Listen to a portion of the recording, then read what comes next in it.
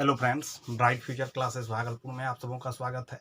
अब देखिए, कल एक वीडियो आप डाले थे इस साइट पे। आप जानते हैं कि स्टेट आगामी कुछ दिनों में एग्ज़ाम है, तो उसी पे चलते हैं। कल 17-18 क्वेश्चन तक चले थे, आज 19 क्वेश्चन से चलेंगे, जो सभी स्टूडेंट के लिए फ़ायदेमंद होगा। क्योंकि जो भी क्वेश्चन हम लेंगे, प्रत्येक क्वेश्चन को ब्रीफली इस तरह से करेंगे कि एक क्वेश्चन से उस क्वेश्चन से जितना भी क्वेश्चन निकलेगा उस क्वेश्चन को हम सॉल्व करेंगे, आपको बताएंगे। तो आप वीडियो के साथ बने रहें। पहले आप क्या कीजिए, वीडियो को लाइक कर दीजिए और अपने मित्रों में शेयर भी करते चलिए, ठीक है। ध्यानपूर्वक आप याद रखिएगा। क्वेश्चन है, आर त्रिज्या वाले ठोस अर्धगोले के पूर्ण पृष्ठीय क्षेत्रफल क्या होगा। ठीक है, आपको दिया हुआ है पहला पाई आर स्क्वायर ऑप्शन, दूसरा ऑप्शन है आपका 2 पाई आर स्क्वायर, तीसरा ऑप्शन है आपका 3 पाई आर स्क्वायर और चौथा ऑप्शन जो है आपका 4 पाई आर स्क्वायर। ठीक है, आपका क्वेश्चन क्या है कि आर त्रिज्या वाले ठोस अर्धगोला। तो क्या करते हैं, पहले एक अर्धगोला हम बना लेते हैं। ठीक है, ये आपका अर्धगोला है। ठीक है, ये अर्धगोला बना लिए। अब पूछ रहा है कि अर्धगोले का पूर्ण पृष्ठीय क्षेत्रफल दो प्रकार का होता है, एक वक्र पृष्ठीय क्षेत्रफल, पूर्ण पृष्ठीय क्षेत्रफल। अब देखिए, अर्धगोला का अगर हम पृष्ठीय क्षेत्रफल जानना चाहेंगे, वक्र पृष्ठीय क्षेत्रफल, तो क्या होता है, संपूर्ण गोले का क्षेत्रफल होता है 4 पाई आर स्क्वायर, तो उसका आधा हो जाएगा 2 पाई आर स्क्वायर। और साथ में क्या होता है, ये बेस वाला जो है ये एरिया ये भी जुड़ जाता है। कहने का अर्थ हुआ पाई आर स्क्वायर, तो जुड़ गया 2 पाई आर स्क्वायर में पाई आर स्क्वायर, तो क्या हो गया आपका 3 पाई आर स्क्वायर। तो आप कह सकते हैं, अगर आपको कह दे कि अगर त्रिज्या इसका आर है, अगर ठोस अर्धगोले का पूर्ण पृष्ठीय क्षेत्रफल पूछ दे, तो वैल्यू आपका क्या हो जाएगा 3 पाई आर स्क्वायर। क्या हो जाएगा आपका value 3 pi are square. R त्रिज्या वाले ठोस अर्धगोले के पूर्ण पृष्ठीय क्षेत्रफल क्या होगा 3 पाई आर स्क्वायर। अब हम क्या करते हैं, इस पे चलते हैं। अब देखिए, ध्यानपूर्वक क्या याद रखिएगा। अब देखिए, इस बार क्वेश्चन क्या क्या आ सकता है। पहले अब चलते हैं, जैसे अर्धगोले पे क्वेश्चन था, पहले गोला पे ही चलते हैं। गोला, ठीक है, इसको इंग्लिश में स्फीयर बोलते हैं। ठीक है, स्फीयर बोलते हैं। तो याद रखिएगा, ये आपका एक क्या है, गोला है। ठीक है, अब ध्यानपूर्वक आप याद रखिएगा कि गोले पे हम चलते हैं, तो गोला में क्या आपका होगा। अब ध्यानपूर्वक याद रखना है क्या, गोला में देखिए, इसमें वक्र पृष्ठीय क्षेत्रफल पूछे या संपूर्ण पृष्ठीय क्षेत्रफल, दोनों एक ही होगा। तो याद रखिएगा, अगर इसका रेडियस आर ले लेते हैं, गोले का वक्र पृष्ठीय क्षेत्रफल,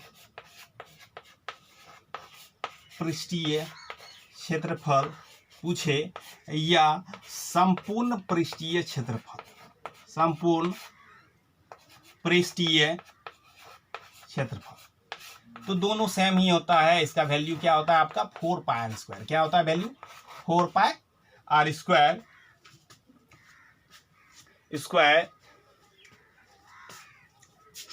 वर्ग इकाई 4 पाई आर स्क्वायर होता है। याद रखिएगा, अगर आपको पूछ दे कि स्फीयर का कर्व सरफेस क्या होता है और जो है टोटल सरफेस एरिया क्या होता है, तो याद रखिएगा, कर्व सरफेस एरिया पूछे या टोटल सरफेस एरिया पूछे स्फीयर का, तो वैल्यू क्या आपका होगा 4 पाई आर स्क्वायर। या हिंदी के अनुसार अगर पूछे कि गोले का वक्र पृष्ठीय क्षेत्रफल या संपूर्ण पृष्ठीय क्षेत्रफल, तो इसका फॉर्मूला क्या हो जाएगा आपका 4 पाई आर स्क्वायर। अब देखिए, इसी में अगला क्वेश्चन क्या पूछ देता है आपका कि गोले का आयतन, गोला का आयतन। तो याद रखिए, अगर गोले का आयतन पे क्वेश्चन आ जाए तो इसका वैल्यू होता है 4/3 पाई आर क्यूब। क्या होता है फॉर्मूला इसका 4/3 पाई आर क्यूब। याद रखिए, इसका वैल्यू हो जाता है गोले का आयतन का 4/3 पाई आर क्यूब घन इकाई।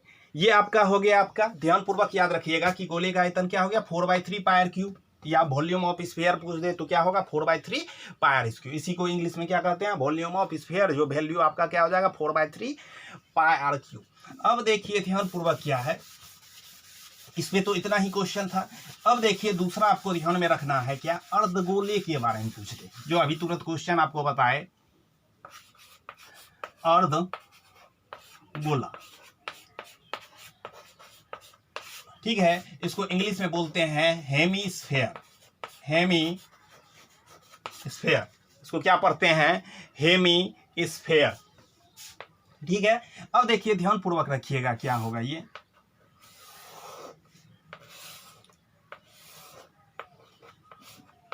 ठीक है, तो हेमीस्फेयर ये होगा। तो अब देखिए इसमें क्वेश्चन क्या होगा। पहला अगर तुम ध्यान में रखना, अगर तुमको अर्धगोले का वक्र पृष्ठीय क्षेत्रफल पूछ दे, अर्धगोले का वक्र पृष्ठीय क्षेत्रफल, वक्र पृष्ठीय क्षेत्रफल, तो याद रखिएगा आप पढ़े हैं कि गोले का वक्र पृष्ठीय क्षेत्रफल 4πr² होता है, तो अर्धगोले का वक्र पृष्ठीय क्षेत्रफल उसका हाफ हो जाएगा। तो कहने का अर्थ है इसका वैल्यू क्या हो जाएगा, 2πr²। क्या हो जाता है, 2πr² हो जाता है आपका वर्ग इकाई। याद रखिएगा अर्धगोले का वक्र पृष्ठीय क्षेत्रफल 2πr²। अब देखिए जैसे ही पूछेगा दूसरा, इसको बोलते हैं curve surface area of hemisphere, curve surface of hemisphere area. अब दूसरा ध्यान में रखिएगा, अगर आपको संपूर्ण पृष्ठीय क्षेत्रफल पूछ दे अर्धगोले का, संपूर्ण पृष्ठीय क्षेत्रफल, अब देखिए क्या होगा, संपूर्ण पृष्ठीय 2πr² तो होगा ही, साथ में क्या होता है, इस ये वाले का भी एरिया जुट जाता है। तो ये वाला एरिया क्या है, एक सर्किल है, तो सर्किल का क्या होगा, πr², तो ये ऐड होके क्या हो गया आपका 3πr²। तो याद रखिएगा अगर आपको कर्व सरफेस एरिया हेमीस्फीयर का पूछे तो उसका फॉर्मूला होता है 2πr²। अगर टोटल सरफेस एरिया हेमीस्फीयर का पूछे तो उसका वैल्यू क्या होता है 3πr²। अगर अर्धगोले का वक्र पृष्ठीय क्षेत्रफल पूछे तो 2πr² हो गया, और संपूर्ण पृष्ठीय क्षेत्रफल अर्धगोले का पूछे तो आपका 3πr² हो गया। अब देखिए इसी में आपको अगला क्वेश्चन है आपका वॉल्यूम, आयतन पूछ दे, तो याद रखिएगा अर्धगोले का आयतन, अर्धगोले का आयतन, अगर आपको अर्धगोले का आयतन पूछे तो इसका वैल्यू होता है 2/3πr³, 2/3πr³। याद रखिएगा क्योंकि आप पढ़े हैं कि गोले का आयतन होता है 4/3πr³, तो अर्धगोले का आयतन जो है वो आपका हो जाएगा 2/3πr³। तो इस तरह से क्या होता है, ये अर्धगोले का हो गया, ये अर्धगोले पे था क्वेश्चन। अब ध्यान में रखना है कि गोला अर्धगोला हो गया, यही क्वेश्चन पूछ सकता है। अब देखिए अगर बेलन के बारे में पूछे, इसको इंग्लिश में बोलते हैं सिलेंडर, इसको हिंदी में बोलते हैं बेलन, सिलेंडर, और इसको हिंदी में बोलते हैं बेलन। तो याद रखिएगा हम क्या करते हैं, एक फिगर बना लेते हैं इस तरह से।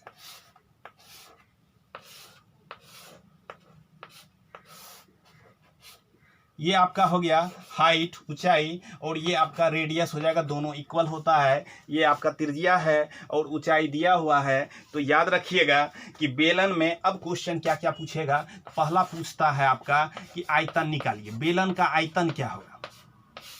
तो याद रखिएगा कि बेलन का आयतन होता है πr²h। क्या होता है, πr²h, पाई इंटू त्रिज्या का स्क्वायर मल्टीप्लाई ऊंचाई, πr²h।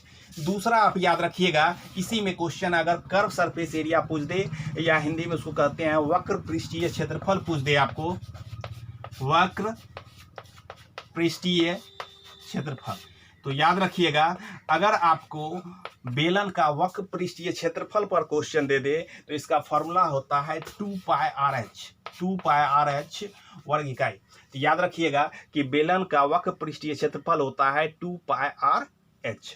और तीसरा आप कंडीशन याद रखिएगा, तीसरा याद रखिएगा संपूर्ण पृष्ठीय क्षेत्रफल।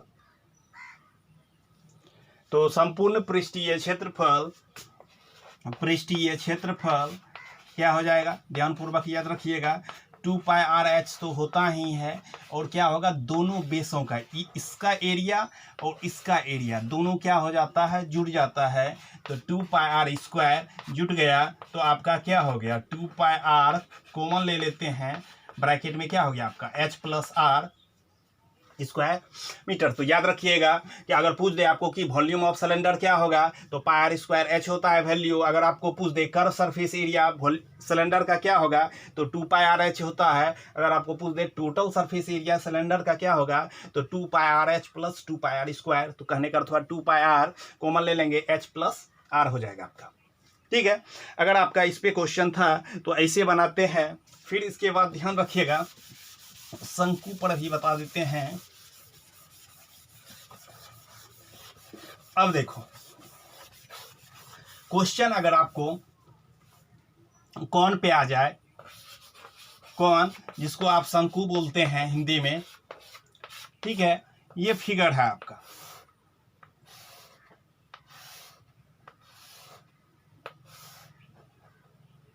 अब देखिए इसको एल बोलते हैं, इसको बोलते हैं तिरछी ऊंचाई, तिरछी ऊंचाई इंग्लिश में बोलते हैं स्लैंट हाइट। ठीक है, और ये आपका है हाइट, इसको ऊंचाई बोलते हैं। और ये आपका क्या हो जाता है रेडियस हो जाता है, ये आपका रेडियस हो जाता है। अब देखिए इसमें क्वेश्चन क्या होता है, ये जो यहाँ से होता है ये हमेशा परपेंडिकुलर तो बनाएगा ही। अब देखिए इसमें कंडीशन क्या हो जाता है, ध्यानपूर्वक आप याद रखिएगा।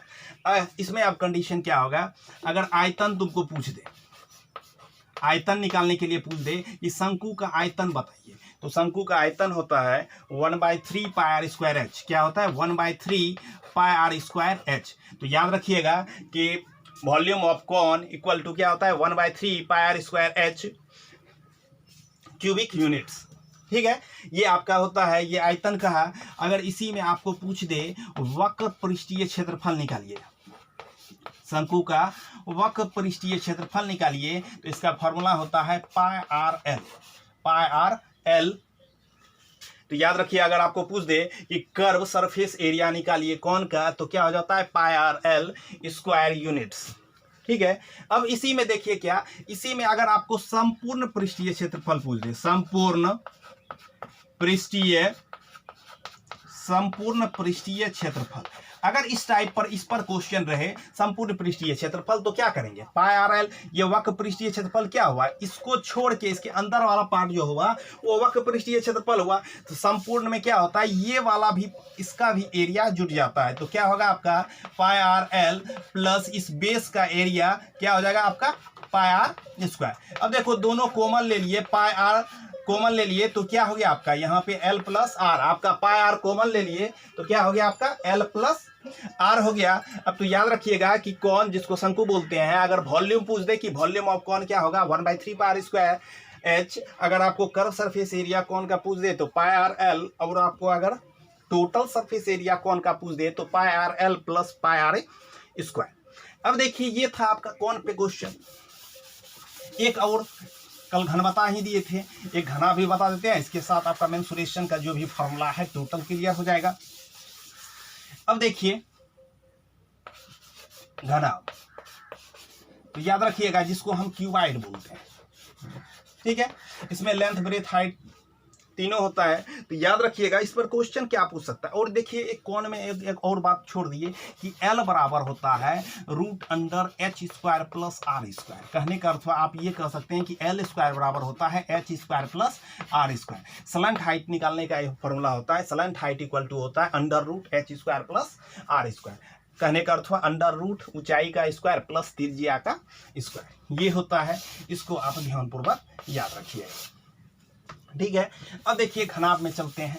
घनाभ में क्या क्या हो सकता है, तो याद रखिएगा अगर क्यूबाइड आपको पूछ रहा है, जिसको क्यूबाइड कहते हैं, इसमें क्या होगा लेंथ होता है, ब्रेथ होता है, हाइट होता है। ठीक है, याद रखिएगा अगर वॉल्यूम पूछ दे कि वॉल्यूम क्यूबाइड का वॉल्यूम क्या होगा, कहने का अर्थ क्या, आयतन पूछ दे कि क्यूबाइड का घनाभ का आयतन क्या होता है, तो इसका फॉर्मूला होता है LBH। तीनों का प्रोडक्ट कर देते हैं क्यूबिक यूनिट्स। क्या होता है इसका वॉल्यूम का, क्यूबाइड का वॉल्यूम क्या होता है LBH। अगर आपको पूछ दे कि लेटरल सरफेस एरिया क्या होगा, इसका लेटरल सरफेस एरिया, याद रखिएगा क्यूबाइड का लेटरल सरफेस एरिया का फॉर्मूला हो जाता है 2 × L + B × H। जो आपका 4 वॉल्स का चार दीवारों का क्षेत्रफल का फॉर्मूला होता है वही इलेक्ट्रल सरफेस एरिया क्यूबाइड का होता है 2 × L + B × H। अगर इसी में आपको पूछ दे कि टोटल सरफेस एरिया क्यूबाइड का क्या होगा, total surface area of cuboid, तो याद रखिएगा क्यूबाइड का टोटल सरफेस एरिया का फॉर्मूला होता है 2 × LB + BH + HL। क्या होता है फॉर्मूला, 2 × LB + BH + HL। ये आपका क्या होता है, ध्यानपूर्वक याद रखिएगा, ये आपका होगा टोटल सरफेस एरिया। अब देखिए ध्यान में रखिएगा कि घना आपका पूछेगा आयतन क्या होता है, तो LBH होता है, लंबाई गुना चौड़ाई गुना ऊंचाई होता है। अगर आपको पूछेगा घना आपका वक्र पृष्ठीय क्षेत्रफल क्या होगा, तो 2 × L + B × H होगा। और तीसरा अगर संपूर्ण पृष्ठीय क्षेत्रफल पूछ देगा घना का क्या होता है, तो 2 × LB + BH + HL होता है। और इसमें विकर्ण की लंबाई पूछ देगा, इसमें क्या पूछ दे, विकर्ण की लंबाई। घनाभ में पूछ दे विकर्ण की लंबाई, तो इसका फॉर्मूला आता है √L² + B² + H²। L² √L² + B² + H²। घनाभ में मात्र इतना ही फॉर्मूला होता है। ये था आपका क्वेश्चन नंबर 90। ये क्वेश्चन था आपका 90। अब सीख गए। अब देखते हैं 20 नंबर क्वेश्चन पे चलते हैं। इसी तरह से जिस भी क्वेश्चन को लेंगे, जिस भी क्वेश्चन के अंदर जो भी निकलेगा उसको हम बताते हुए निकलेंगे। इस तरह से कम 1000 का सीरीज लेंगे, कम से कम जो है एग्जाम से पहले 1000+ क्वेश्चन को हम ड्राइव करेंगे। अब देखिए ध्यानपूर्वक याद रखिएगा, 20 नंबर क्वेश्चन कहता है कि वर्ग अंतराल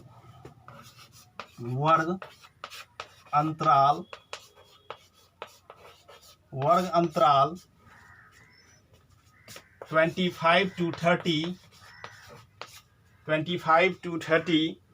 का वर्ग चिन्ह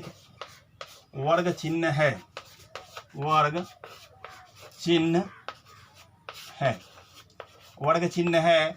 आपका ऑप्शन दिया रहेगा 25, दूसरा ऑप्शन आपका दिया हुआ है 30, तीसरा ऑप्शन आपका दिया हुआ है, पहला 25, दूसरा 30, तीसरा है आपका 35 और चौथा ऑप्शन है आपका 27.5। आपका क्वेश्चन है कि वर्ग अंतराल 25 to 30 का वर्ग चिन्ह क्या है। तो याद रखिएगा, कभी भी वर्ग अंतराल का वर्ग चिन्ह निकालने के लिए कहे तो क्या करते हैं, इन दोनों टर्म को ऐड करके, जो भी आपका दिया रहेगा lower limit plus upper limit, दोनों को ऐड करके 2 से डिवाइड कर देते हैं। याद रखिएगा, आपका दिया हुआ क्वेश्चन वर्ग अंतराल 25 to 30 का वर्ग चिन्ह क्या है। तो याद रखिएगा कि दोनों को हम क्या करते हैं, ऐड करके 2 से डिवाइड कर देते हैं, lower limit plus upper limit by 2। अब देखिए यहाँ पे क्या हो गया आपका 5 + 5/2, तो कहने का अर्थ आपका वैल्यू हो गया 27.5। तो याद रखिएगा ऑप्शन नंबर इसका क्या हो जाएगा, 4th हो जाएगा। याद रखिएगा वर्ग अंतराल 25 to 30 कह रहा था, तो याद रखिएगा इसका वर्ग चिन्ह क्या है। तो क्या करते हैं, दोनों नंबर को ऐड कर देते हैं और 2 से क्या करते हैं, डिवाइड कर देते हैं। कहने का अर्थ क्या, 25 + 30/2 = 55/2, तो 27 पॉइंट क्या हो गया आपका, 5 हो गया। अब चलते हैं नेक्स्ट क्वेश्चन। अब देखिए नेक्स्ट क्वेश्चन आपका कह रहा है, नेक्स्ट क्वेश्चन है आपका 21। नेक्स्ट क्वेश्चन है आपका 21 क्वेश्चन कह रहा है आपका कि परवलय का समीकरण क्या होता है। परवलय का समीकरण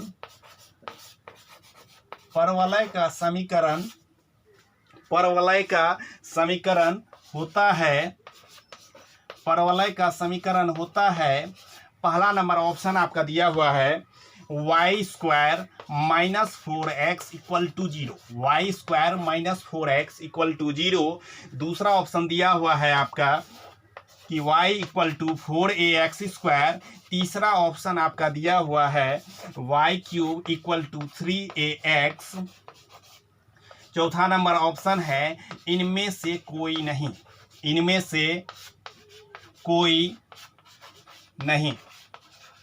अब देखिए क्वेश्चन था आपका कि परवलय का समीकरण क्या होता है। 4 ऑप्शन दिया हुआ है। याद रखिएगा परवलय मीन्स यहां हो गया क्या, पाराबोला। क्या हो गया, पाराबोला को ही हिंदी में बोलते हैं परवलय। परवलय का समीकरण होता है Y square equal to 4ax। यहाँ करने का अर्थवा क्या होगा आपका, ऑप्शन नंबर फर्स्ट सही हो जाएगा।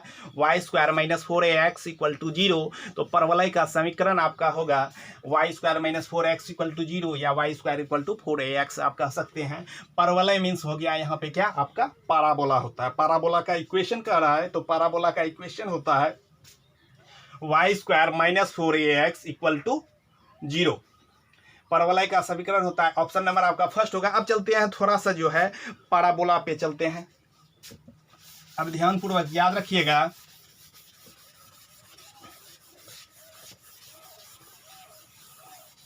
अब देखिए पाराबोला पे क्या ध्यान रखना है, 4 कंडीशन होता है।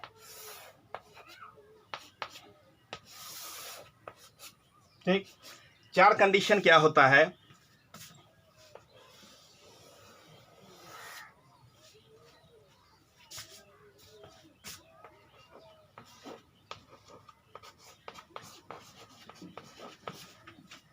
a0 इसको यहाँ x एक्सिस मानिए, इसको x डैश, ये y डैश, इसी के पैरेलल एक और लाइन ले लीजिए। ठीक है, यहाँ पे x का वैल्यू -a। अगर आपका ऐसा कंडीशन दिया हुआ रहे तो याद रखिएगा, तो इस पाराबोला का जो इक्वेशन बनेगा वो वाई स्क्वायर इक्वल टू क्या बनता है 4ax, क्योंकि यहाँ पे a का वैल्यू जो है वो ग्रेटर देन क्या है 0 से ग्रेटर देन है, a ग्रेटर देन 0। तो इक्वेशन ये जो अगर इस टाइप का कोई फिगर दिया हुआ है, पूछेगा कि ये परवलय का समीकरण यहाँ पे क्या होगा, तो परवलय का समीकरण यहाँ पे हो जाता है Y square equal to 4ax, Y square equal to 4ax आपका हो जाएगा। ध्यानपूर्वक याद रखिएगा a ग्रेटर देन 0 होगा। अब दूसरा कंडीशन आपको क्या याद कर रखना है, ध्यानपूर्वक आप याद रखिएगा। दूसरा चलते हैं figure case number second. Case number आपका सेकेंड कहता है क्या, अगर आपका फिगर इस तरह से आ जाए, ठीक है, अब इधर नहीं बन के आपका इस तरह से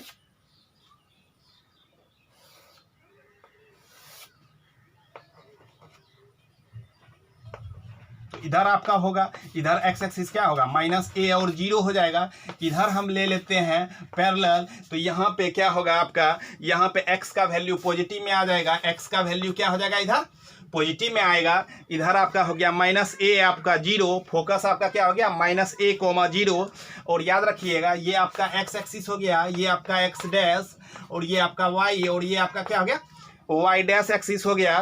तो यहाँ पे अगर आपका पूछेगा कि इस पाराबोला का इक्वेशन क्या बनेगा, तो याद रखिएगा यहाँ पे Y square equal to -4ax इसका इक्वेशन हो जाएगा। परवलय का यहाँ पे समीकरण क्या हो जाएगा, Y square equal to -4ax इसका इक्वेशन हो जाता है। कहने का अर्थ हुआ क्या, इसका जो इक्वेशन हुआ Y square plus 4ax equal to 0। ठीक है, ये कंडीशन आप याद रखिएगा। क्या पाराबोला आपका दिया हुआ है, फिगर आपका दिया हुआ है इस तरह से, और यहाँ पे फोकस आपका -a, 0 है, और दूसरा है x का वैल्यू पॉजिटिव। अब देखिए तीसरा कंडीशन क्या हो सकता है आपका। तीसरा कंडीशन, अगर आपका फिगर, तीसरा कंडीशन आपको याद रखना है, अगर आपका फिगर हम इस तरह से देते हैं,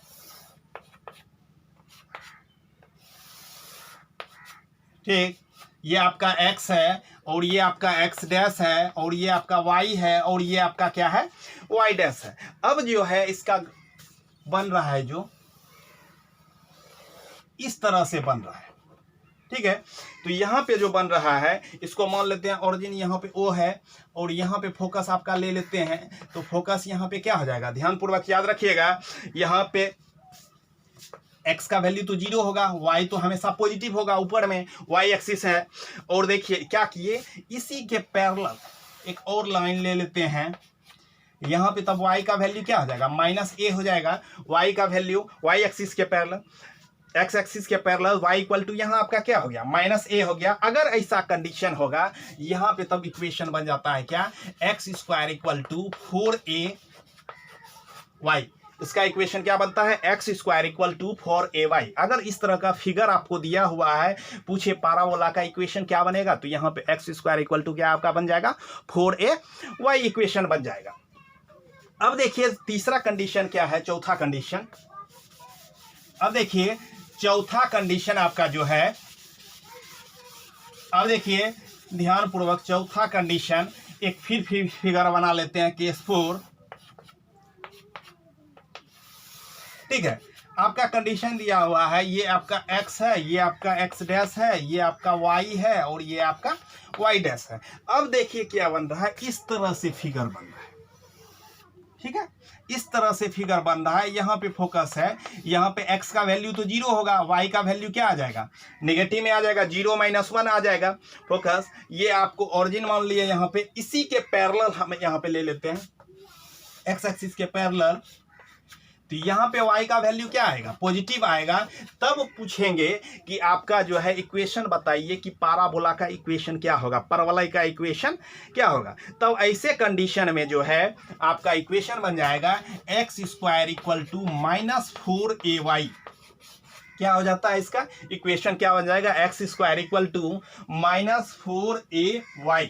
अब देखिए ध्यान पूर्वक इसी को लिख सकते हैं कि X square plus 4ay equal to आपका क्या हो जाएगा 0। अभी देखिए आपको चार तरह से पाराबोला का बताया कि चार प्रकार से अगर इस तरह का ग्राफ आपका बनता है तो कैसा कैसा इक्वेशन चेंज होता है, क्या इक्वेशन हम लिख सकते हैं। ठीक है, अब देखिए अगर आपको पाराबोला का length of latus rectum, length of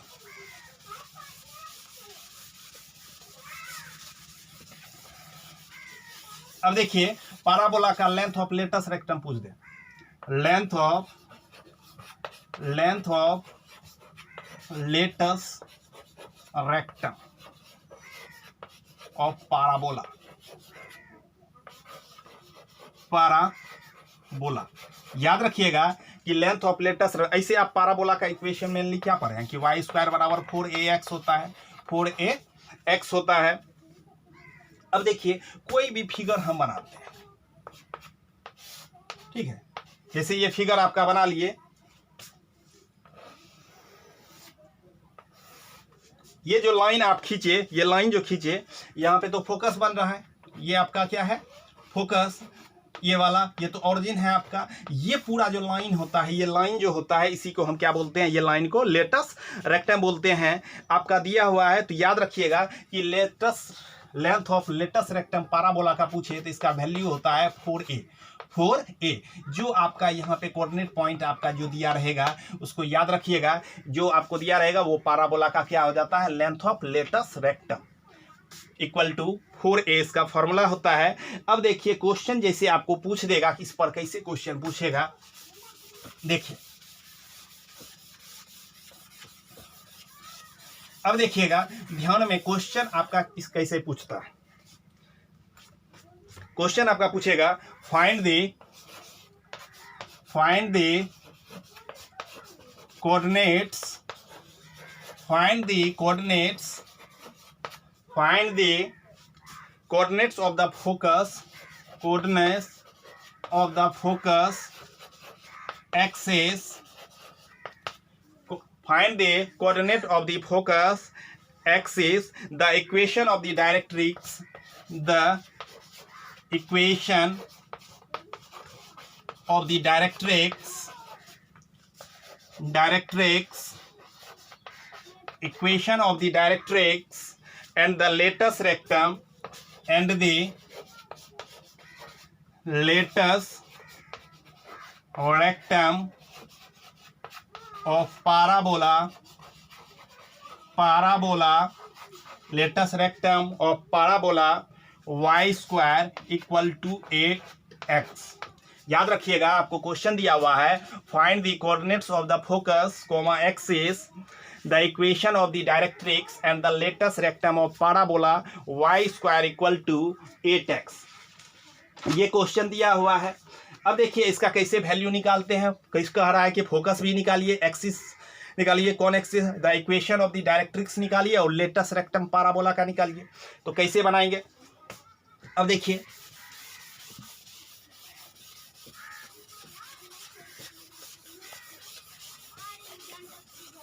अब ध्यानपूर्वक रखिएगा, क्या जैसे आपको यहाँ पे क्या दिया हुआ था, आपको दिया हुआ था यहाँ पे equation y² equal to 8x का फॉर्म था। y² इक्वल टू आपका क्या इक्वेशन दिया हुआ है, 8x पॉजिटिव में है, तो इसका मतलब है कि इसका ग्राफ जो बनेगा इस तरह का बनेगा, इधर बनेगा।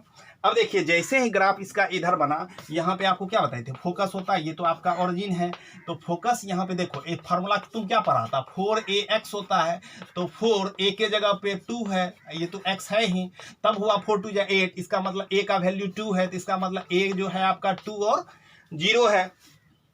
तो इधर जो आप पैरेलल लेते हैं y एक्सिस के, तो यहाँ पे x का वैल्यू क्या हो जाएगा, तब -2 होगा। क्या हो जाएगा, x का वैल्यू -2 होगा। तो याद रखिएगा द गिवन इक्वेशन जो है आपका इन्वॉल्व कर रहा है y² पे, तो यहाँ से y² बराबर 8x था, तो y² बराबर इक्वेशन आप क्या पढ़ेगा 4ax, तो a के जगह पे 2 आ गया, तो यहाँ पे a आपका क्या निकल गया 2 आ गया। ये जैसे ही आपका 2 निकला तो फोकस पूछ रहा था, तो फोकस का फॉर्मूला यहाँ पे क्या, इसी को फोकस बोलते हैं a0 को, तो ये फोकस का क्या हो जाएगा आपका कोऑर्डिनेट पॉइंट 20, फोकस का कोऑर्डिनेट पॉइंट आपका क्या हो जाएगा 20। अगर फिर आपको पूछ रहा था इक्वेशन ऑफ डायरेक्ट्रिक्स, तो पाराबोला का इक्वेशन ऑफ डायरेक्ट्रिक्स क्या होगा, इसको डायरेक्ट्रिक्स बोलते हैं, तो पाराबोला का इक्वेशन ऑफ डायरेक्ट्रिक्स क्या हो जाएगा, x इक्वल टू -2 आपका हो जाएगा। और पूछ रहा था कि लेंथ ऑफ लेटस रेक्टम भी, लेंथ ऑफ लेटस रेक्टम अभी तुरंत पीछे बताए कि इसका फॉर्मूला होता है 4a, आपका अभी तुरंत निकला है 4a होता है, तो 4a का वैल्यू 2 है, तो इसका मतलब है कि लेंथ ऑफ लेटस रेक्टम आपका क्या हो जाएगा 8 होगा। तो इस तरह से हम क्या करते हैं, वैल्यू निकालते हैं, वैल्यू क्या करते हैं निकालते हैं। तो फोकस अगर आपको पूछेगा इस तरह से फिगर बना लेंगे कि y² बराबर 4ax का ग्राफ कैसे बनता है, तो इधर बनता है, तो यहाँ पे क्या होगा 4ax होता है, तो a का वैल्यू आपका 2 हो गया, x तो आपको दिया हुआ ही है, तो यहां से क्या हो गया आपका इक्वेशन बन गया। अब देखिए दूसरा क्वेश्चन अगर आपको इसी पे पूछे, दूसरा question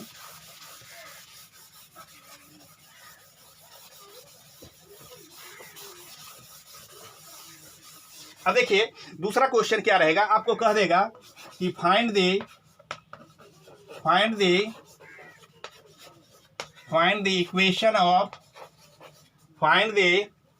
equation of the parabola,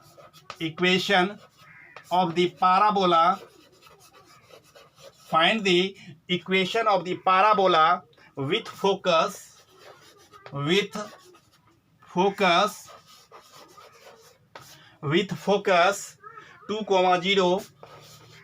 2,0 and directrix आपका डायरेक्ट्रिक्स जो है दिया हुआ है x इक्वल टू -2।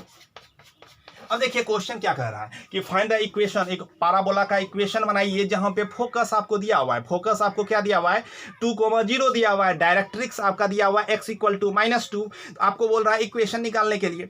अब देखिए जब आपका इस फॉर्म में पॉजिटिव के फॉर्म में दिया हुआ है, तो यहाँ पे पाराबोला का कौन फॉर्मूला यूज करेंगे, y² बराबर 4ax करेंगे, ये तो फोकस आपका a0 होता है, a आपका 2 दिया हुआ है, तो 4 × 2 × x, तो आपका y² का वैल्यू क्या हो गया, आपका y² का वैल्यू आपका 8x हो गया। क्या कैसे पता लगा, क्योंकि फोकस आपका दिया हुआ था, क्या फोकस आपका 20 दिया हुआ था, कहने का a0, तो यहां से क्या होता है a का वैल्यू 2 हो गया।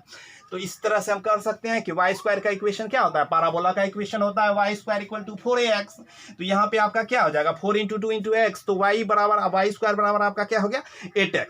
तो इस तरह से हम क्या करते हैं क्वेश्चन को बनाते हैं। अब चलते हैं नेक्स्ट क्वेश्चन आपका 22।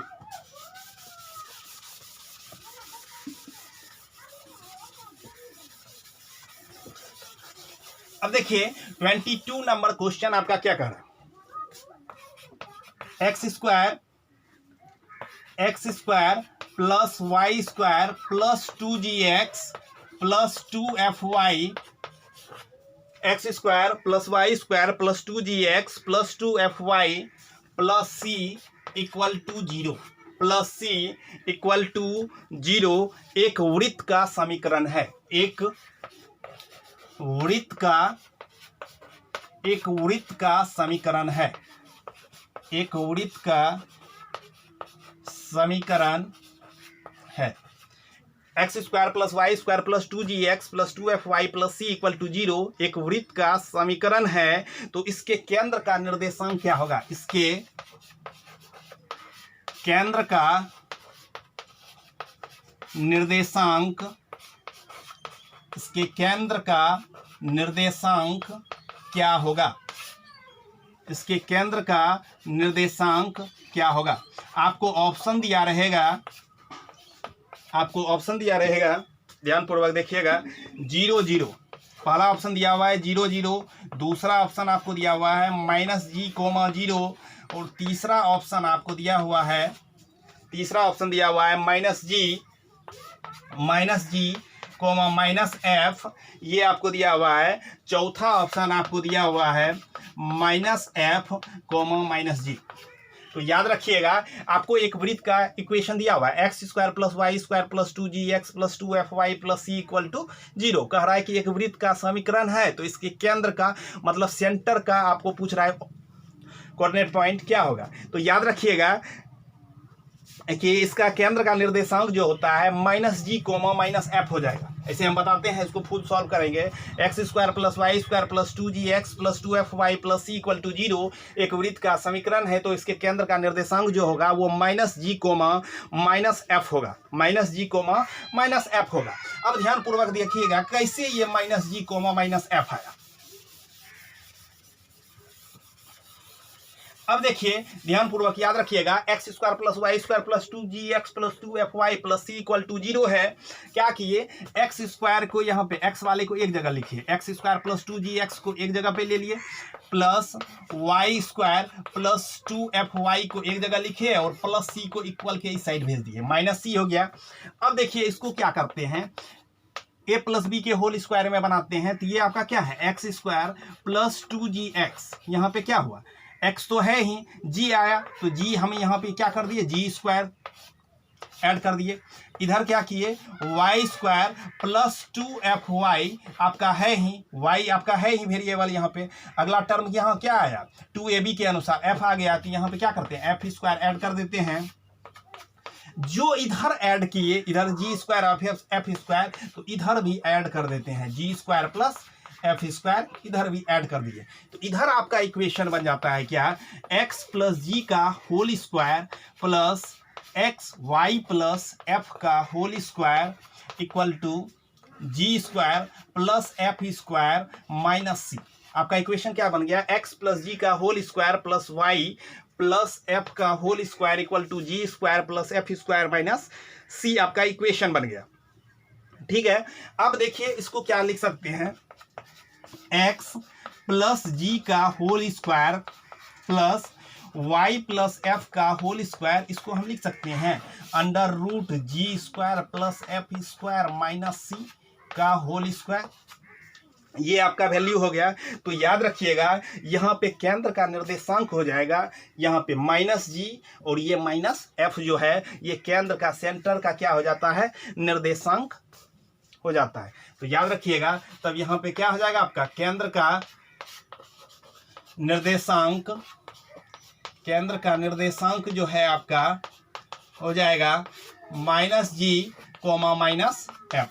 यहाँ से क्या होगा, नेगेटिव में वैल्यू आता है, इसलिए याद रखिएगा माइनस जी कोमा माइनस एफ आ जाता है। तो याद क्या रखना है, इक्वेशन समझिए कैसे टूट के बना। अब ध्यानपूर्वक देखिएगा सर्किल का,